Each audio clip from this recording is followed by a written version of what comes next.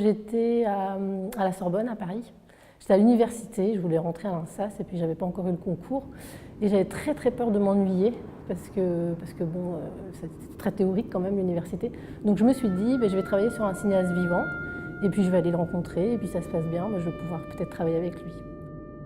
Qui aurait pu croire que toi, Théo Angelopoulos, le cinéaste des regards perdus, tu ne termines pas ton dernier film?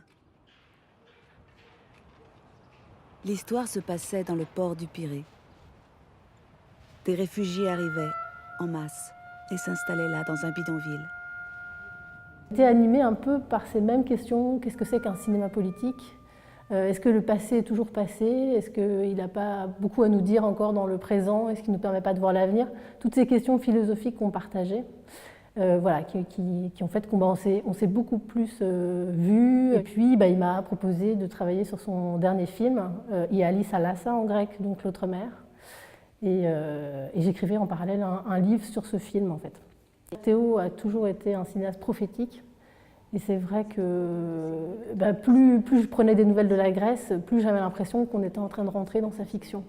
Donc là, je me suis dit, il faut vraiment que j'aille filmer, parce que c'est aussi la marque de la présence de Théo, que tout ce qu'il avait prédit est en train d'arriver, quoi. Dans le cinéma de Théo, il y a beaucoup de lettres. Mais alors les lettres, elles n'arrivent jamais à bon port, j'ai envie de dire.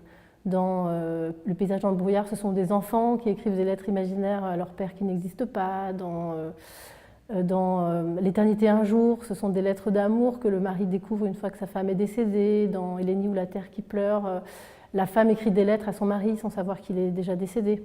Donc je me suis dit, pour faire ce film, ce serait tout à fait angelopoulosien, quelque part, de faire une lettre, et qui plus est une lettre à quelqu'un qui n'est plus là, puisque voilà, Théo n'est plus là aujourd'hui, et de prendre aussi des libertés dans cette lettre, de le faire me répondre. Par sa voix, de faire une longue lettre et qui se passe exactement sur le même temps que celui du tournage du film. Tu me disais souvent que la crise n'était pas seulement économique, qu'il s'agissait d'une crise bien plus profonde, d'une crise des valeurs. Tu me disais aussi qu'elle ne se verrait pas, mais qu'elle ferait bien plus de victimes qu'on ne le pense.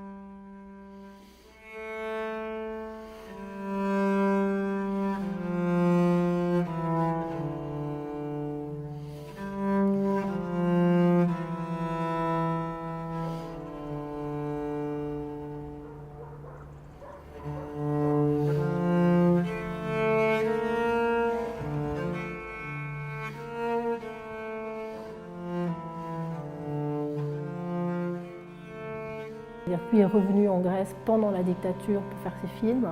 Il voulait faire un film sur la crise grecque pendant la crise grecque. Donc il y a vraiment cette question d'être au bon moment, au bon endroit, pour vraiment ressentir et essayer de transmettre une réalité.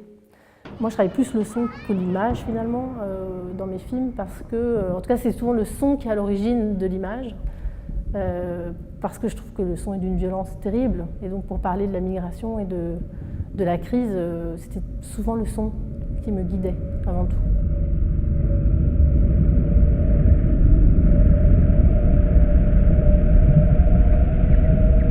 Pour lancer le film, moi je suis partie du regard d'Ulysse avec Hervé Kettel, qui est un cinéaste qui va chercher les bobines des frères Mananakis, qui étaient un peu les frères Lumière des Balkans. Et tout le film, il va chercher 3 bobines de pellicules perdues. Et je me suis dit que c'était assez proche de ma démarche, qui était un peu d'aller rechercher ce film inachevé, ce film perdu.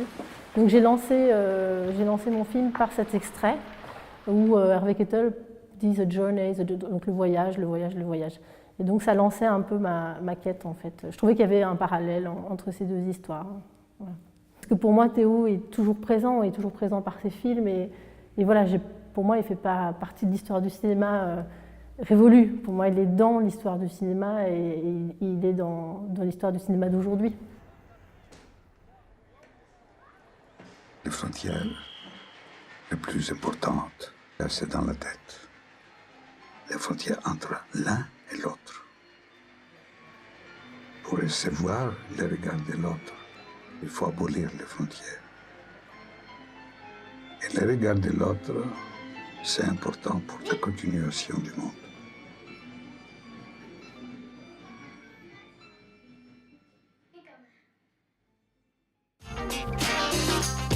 les cinéastes ont besoin qu'on s'intéresse à eux, vous le savez.